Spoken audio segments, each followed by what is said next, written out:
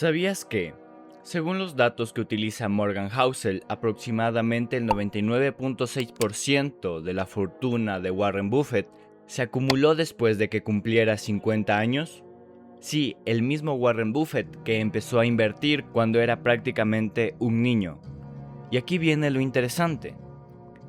¿Fue porque después de los 50 se convirtió en un inversor muchísimo mejor? No. La respuesta es mucho más simple. Tiempo. Hoy vamos a adentrarnos en el cuarto capítulo de la psicología del dinero. Este capítulo explica una de las fuerzas más poderosas y más difíciles de entender para nuestro cerebro: el interés compuesto. Antes de entrar en las historias del capítulo, entendamos algo muy sencillo. Imagina que haces una pequeña bola de nieve y la lanzas por una montaña. Es diminuta al principio. En cada vuelta recoge un poco más de nieve, pero cuando más grande se hace, más superficie tiene para recoger nieve. Entonces crece todavía más rápido. Y ese crecimiento genera las condiciones para que vuelva a crecer. Eso es en esencia el interés compuesto. Si inviertes $100 y obtienes un 10%, terminas con 110.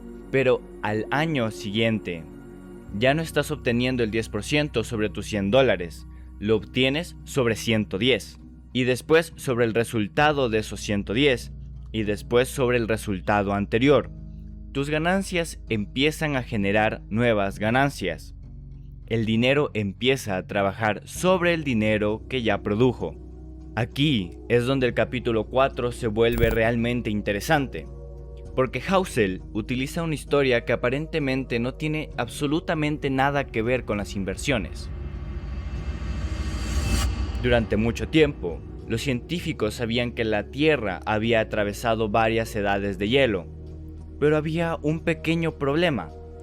¿Cómo podía un planeta entero congelarse y después volver a calentarse?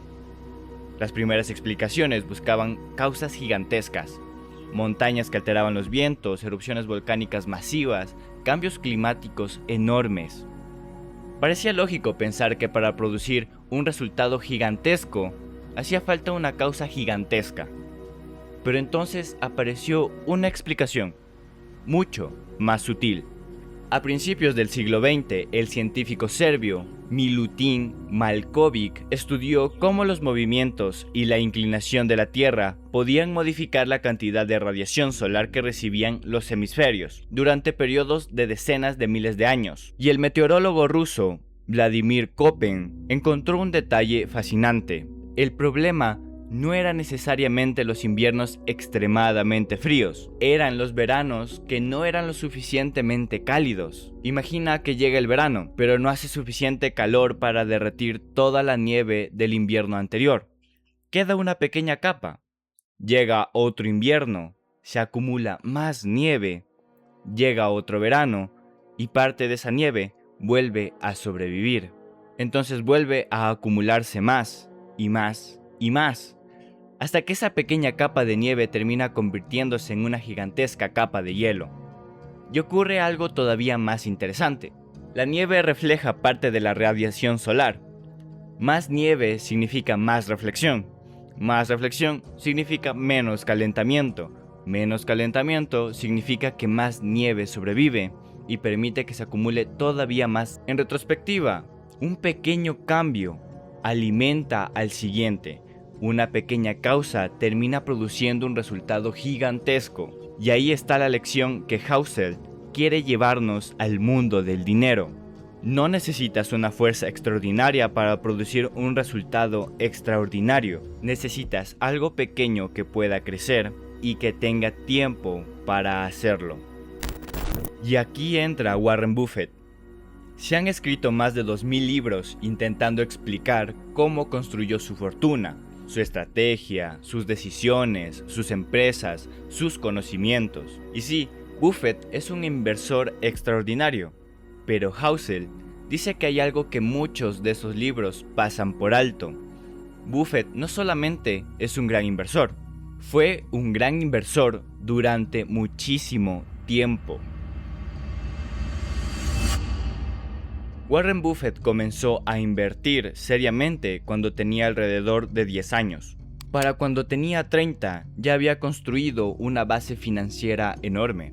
Ahora hagamos el experimento mental de Housel. Supongamos que Buffett hubiera llevado una vida mucho más normal, que hubiera pasado su adolescencia y sus 20 años explorando el mundo, y que al cumplir 30 tuviera solamente $25,000. Pero aquí está el detalle.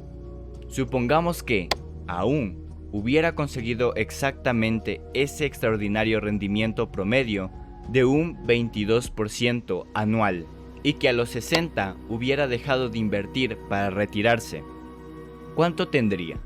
No serían sus 84.500 millones, tendría aproximadamente 11.9 millones de dólares. Eso es alrededor de un 99.9% menos, según los datos de Housel. Entonces, ¿qué nos está diciendo esto?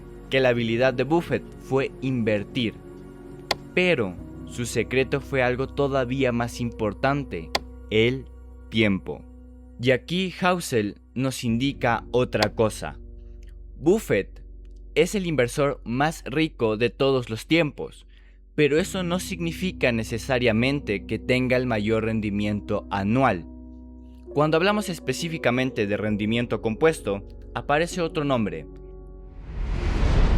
Jim Simons. El fondo medallón asociado a Renaissance Technologies llegó a obtener rendimientos extraordinarios de alrededor del 66% anual durante largos periodos. Comparado con el aproximadamente 22% anual atribuido a Buffett, parece que Simons debería haber terminado siendo mucho más rico.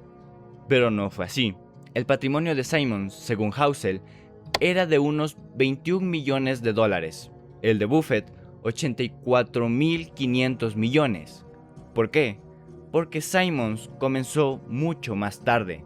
Housel señala que Simons no encontró su camino hacia la inversión hasta alrededor de los 50 años. Buffett lleva décadas acumulando. Y aquí aparece una de las cosas más poderosas del interés compuesto. Un pequeño cambio en el tiempo puede producir una diferencia gigantesca en el resultado final. Si aplicáramos durante 70 años un rendimiento del 66%, la cifra resultante sería tan absurda que prácticamente deja de tener sentido en el mundo real. Y es precisamente el punto. El crecimiento exponencial rompe nuestra intuición. ¿Por qué nos cuesta tanto entender esto? Porque nuestro cerebro piensa de manera mucho más intuitiva en términos lineales. Es más fácil sumar 8 más 8 más 8 más 8 que ir multiplicando 8 por 8 por 8 por 8. Y esa diferencia explica por qué muchas veces subestimamos el interés compuesto. Pensamos, si hoy estoy creciendo un poco, tampoco es para tanto. Pero el interés compuesto no pregunta cuánto creciste hoy, pregunta ¿qué puede hacer ese pequeño crecimiento si lo mantienes durante décadas? Housel utiliza otro ejemplo fascinante: el almacenamiento de datos. Durante décadas el crecimiento parecía relativamente lento y después comenzó a acelerarse. Pasamos de megabytes a gigabytes y por último a terabytes. Lo que parecía un crecimiento moderado terminó convirtiéndose en algo que habría sido prácticamente imposible imaginar décadas antes. Y esa es la trampa del crecimiento exponencial. Nunca sabes exactamente cuándo va a parecer que no pasa nada y cuándo va a parecer que todo explotó de repente. Por eso, cuando miramos una inversión durante un año o dos, podemos llegar a pensar que no está funcionando. Pero la verdadera magia del compuesto no está en los primeros años, está en lo que ocurre después de haberle dado suficiente tiempo. Y aquí está probablemente la idea más importante de todo el capítulo. Muchas personas creen que invertir bien significa conseguir el rendimiento más alto posible, pero Housel plantea algo diferente.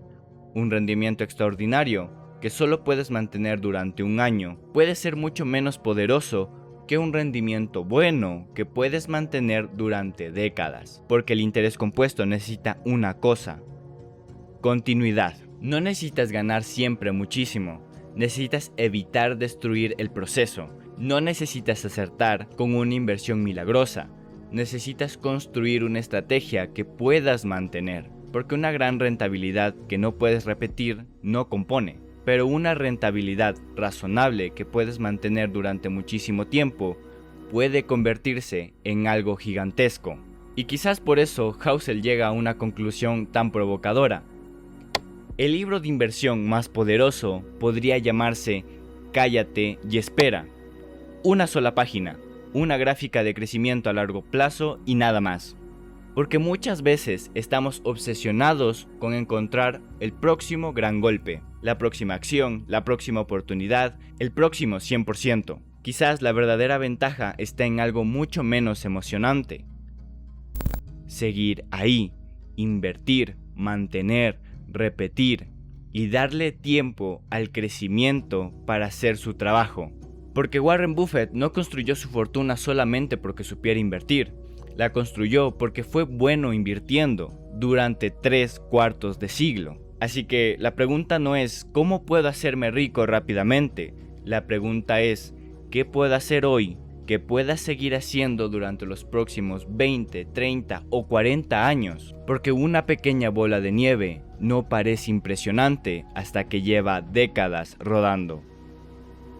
Entonces dime, ¿estás dejando que tu bola de nieve ruede o la estás derritiendo cada verano? Te leo en los comentarios. Esto fue Código del Éxito.